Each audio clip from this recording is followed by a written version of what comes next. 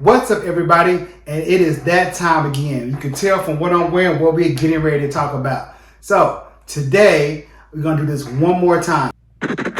My name is Miles Morales. I'm Brooklyn's one and only Spider-Man, and things are going great. All right, just get it.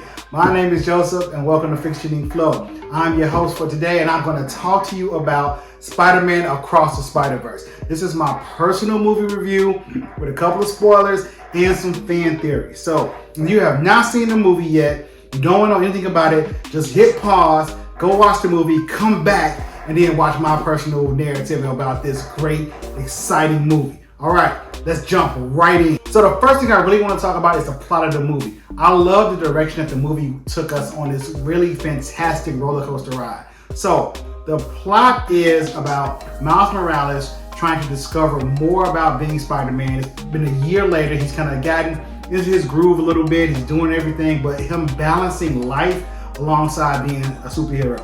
This has always been the case for most superheroes, but especially with anyone who's been Spider-Man. They always find a struggle between their real life versus their superhero life. Like Spider-Man is always that character who kind of just like, he wins in one area, but then he's down and out in the other. And Miles is slowly learning that this is a reality for him as well. So the story is kind of told from Gwen Stacy, Spider-Gwen, or Ghost Spider's perspective. She kind of recalls in the beginning like how everything transpired from the first movie, what happened, her connection to Miles, and all the multiversal hopping around. So she kind of is feeling not herself as she's back in her own universe. She really misses Miles and really misses being back there with him. She had a really great time with all the other spiders. So there's this desire to go back, and that's kind of what the movie is about in the beginning from Gwen's perspective. So Gwen is also now like considering kind of sharing her identity with her father. She's a superhero, but her father is like bent on hunting her down. He's thinking like she's a menace. She killed the Peter Parker from her universe, which is her best friend, who actually got turned into the Lizard. So he thinks that Spider-Gwen or Spider-Woman is like horrible, and she's trying to like fix that. Like she's like, I can't balance all this out. So while that's going on, there's a big threat. And this is the only thing that's kind of keeping Gwen's mind off of the situation with her father at the museum. And there's this otherworldly Vulture.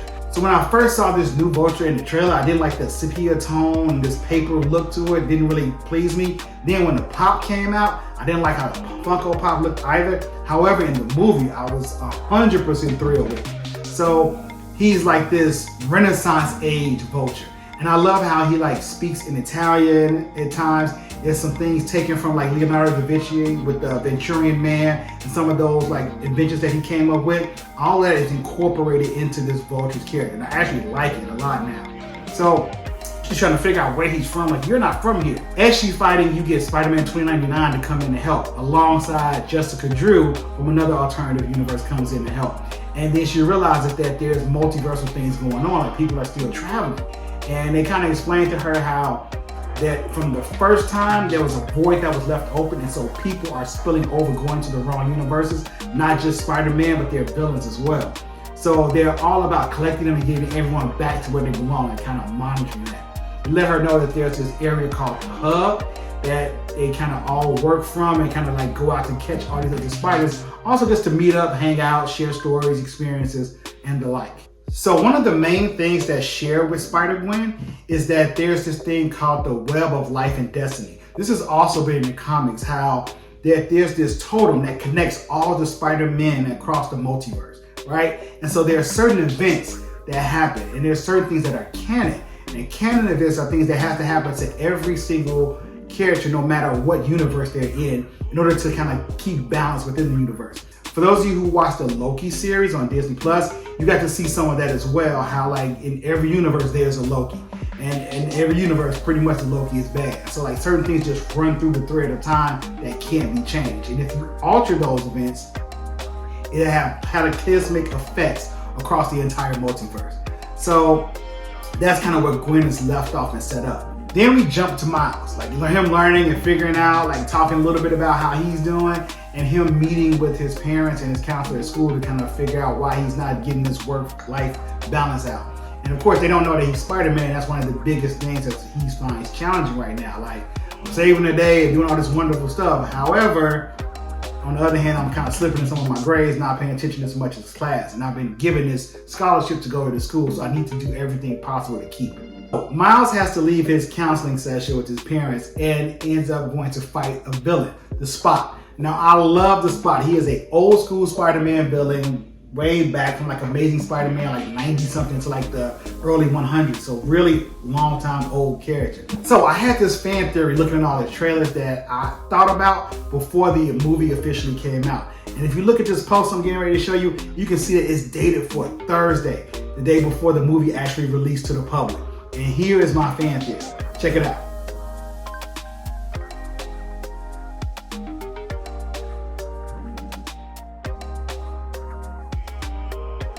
All right, I know I had a misspelling in there, but that's fine. But you get what I'm saying. I thought about the Spot with all those different spots and those black circles, that in the first movie, there was all these black circles when the portals open up, even sometimes when people glitch. And I was like, what if that was the Spot trying to put himself together? What if that was it? And guess what? Look at the movie. Boom! I was correct on my fan theory. I should get an official no prize. What do you think? Oh, brother, this guy stinks! All right, I know. Okay, let me jump right back in. I love how the Spot was a scientist who was working with Octavia, and that he helped create the collider and was working on it and doing some experiments as well. And I really like the example they shared with how while Miles was watching Spider-Man fight for the first time, and that big explosion that ultimately killed him was also affected the Spot. You know, it messed him up because he was in the building or in the room when that collider exploded, and that's why he got all the dimensional portals on him. And in the beginning, he's trying to figure out his powers, kind of like not sure how everything works. Then he comes to this realization that if he can travel to different universes, he would help. So he's like pulling off his spots and using them, but then he realized he has no more. It's like a void. And so he kind of goes into his own spot. He gets caught up in his own universe. And he realizes that, wait a minute, there is a multiversal part that I can use. And this is where the story starts to take a drive, a turning point. So Sony's doing a really smart thing here. They're connecting their other properties to the Spider-Verse whole mytho. So I love how the Spot goes into the Venomverse. He talks to Mrs. Chan, and she's just like not bothered. Like, this is what happens all the time. He's like, you should not be okay with this. She's like, you don't know what I've seen.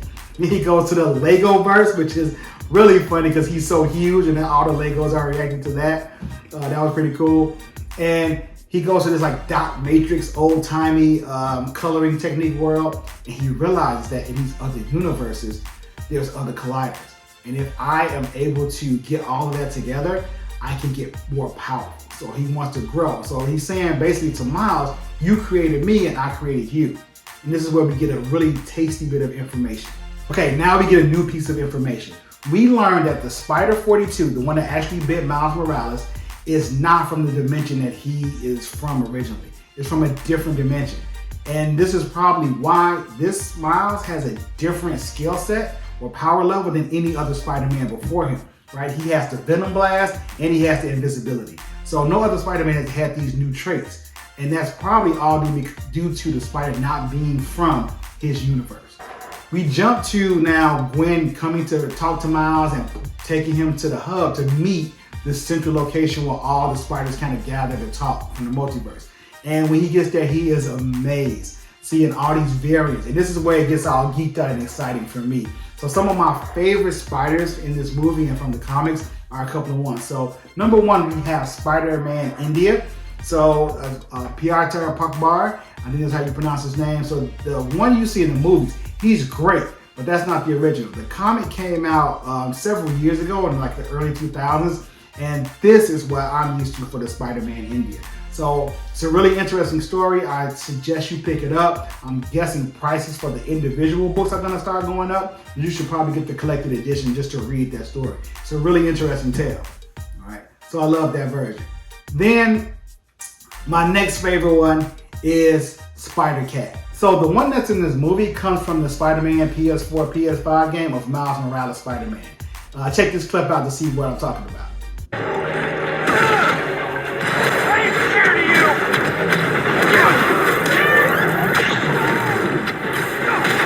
The original Spider-Cat comes from the Spider-Verse comics. So when they had all these different Spider-Man and characters that we first seen in these issues. So this is what the one I'm used to looking at. Yeah, so he's more like an actual like animated cat, kind of almost like Spider-Man, right? Like he's dexterous, still crawls, but he doesn't shoot webs from his mouth like in the movie.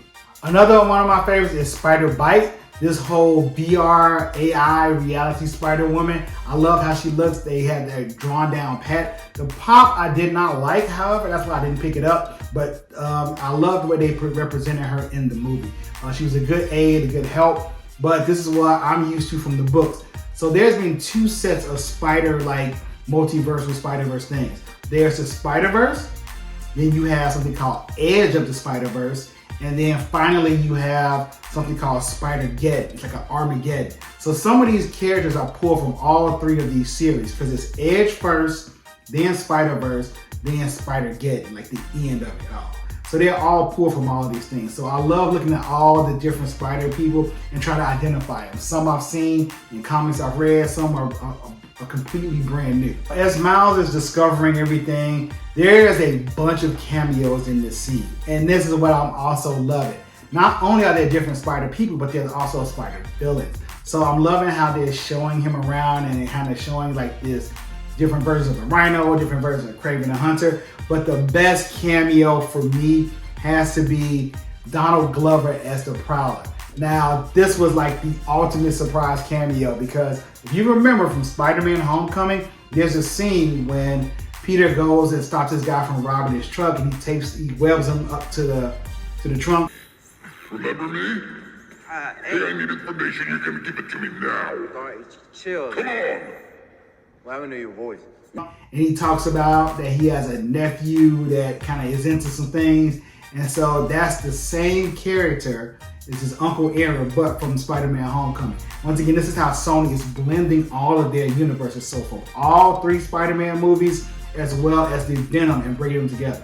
I also felt it was a pretty meta scene when Miles is talking with Genki in the room, and Genki is actually playing the Spider-Man PS4 Sony exclusive. I thought that was a pretty meta moment that he's playing the game that they're actually in the movie. So that was pretty cool. So it's saying that also the Gameverse exists. And if you look at some of the cameos, there were several appearances from Spider-Man PS4 that's also into the movie. So be it the Armored Spider-Man, the Bulletproof, the one with the white spider on the chest from the Sony original design costume, and a few more. As Miles is in the hub and he wants to join and kind of get down with everybody, he's like, why can't I be a part of this group? And Spider-Man 2099 comes to tell us him like, you're an anomaly. You're the reason why you can't be a part of this because you try to do too much. And proof of that was when they went to it's like Mumbai and Manhattan. Like Manhattan, I think is how it was called in the movie. But in that universe, because it's always a Gwen Stacy or Captain Stacy that has to die. Right? So Gwen even alluded to this a little bit earlier. She kind of let him know either Gwen always dies or that if she survives, Peter always dies. So you can't have both. And Captain Stacy is another person that has to die. That's part of every Spider story, along with losing someone significant for him. So of course, a lot of people lose their Uncle Ben, but for Miles, it was Uncle Aaron. So it's all of them have to lose somebody. And you know, it's like him saving Captain Stacy from the India universe changed the canon events, which can cause problems in the great web of life and destiny. And that's what you don't want to mess with. So when Miles is like, no, I can do both because his father is getting ready to become a captain. And he's like, well, no, if he becomes captain, he has to die. And Miles is like, I can do both. I can save him and still do what I can. And that's when Miguel Harris, 299, gets pissed off and this big chase scene ensues. Great scene. You've seen it all before on the commercials and producing the movie. One of the best scenes in the movie. I love it. You get Spider-Man with the who. I love that. People recently recreated that in real life. Check this clip out.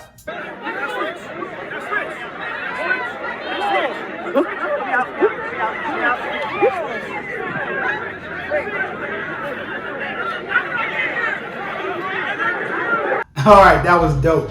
But anyway, back to the kind of the end of the story. Spider-Man 2099 tells Miles that he's an anomaly. Like, you know, you are not supposed to be the one that becomes Spider-Man. Because you got bit, it should have been somebody else.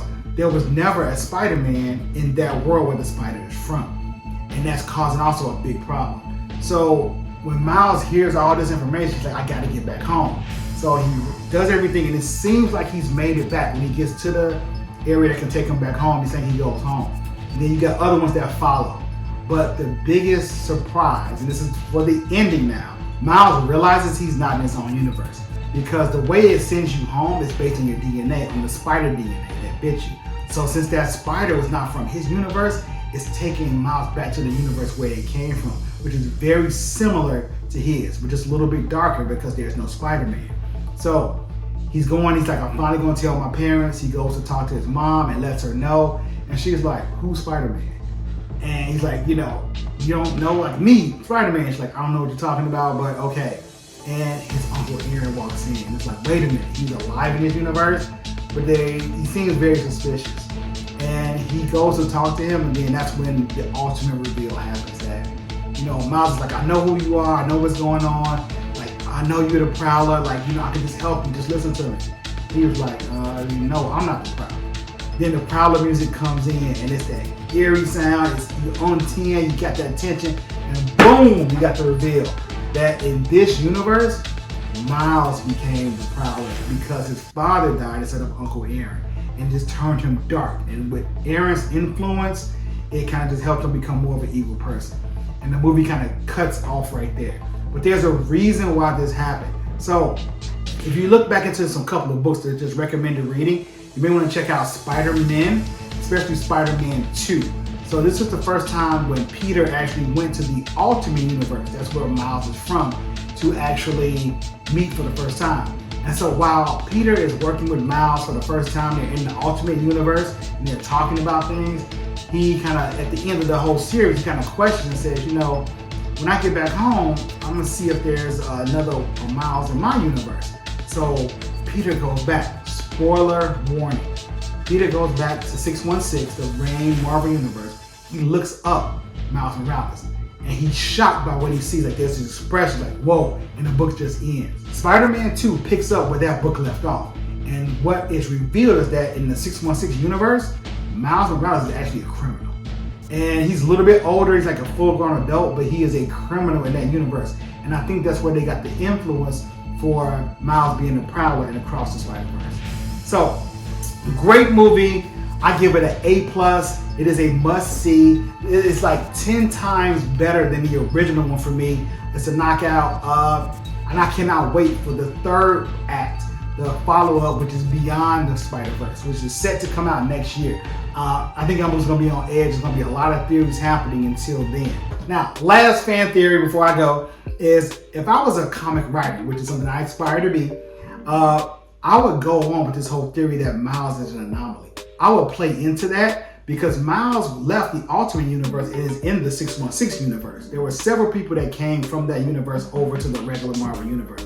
And I would totally explore that as a writer, like making him this anomaly, and how we all know Peter is like the main spider. He is like the center of all the Spider-Verse, and it said how important he is to everything. But Miles is also important. I would go on with this anomaly theory and just do a lot of things differently with how he develops in the comic. I would love to write something about that. So, hope you enjoyed this. I would love to hear your theories, your comments. If you enjoyed this video, consider giving it a like.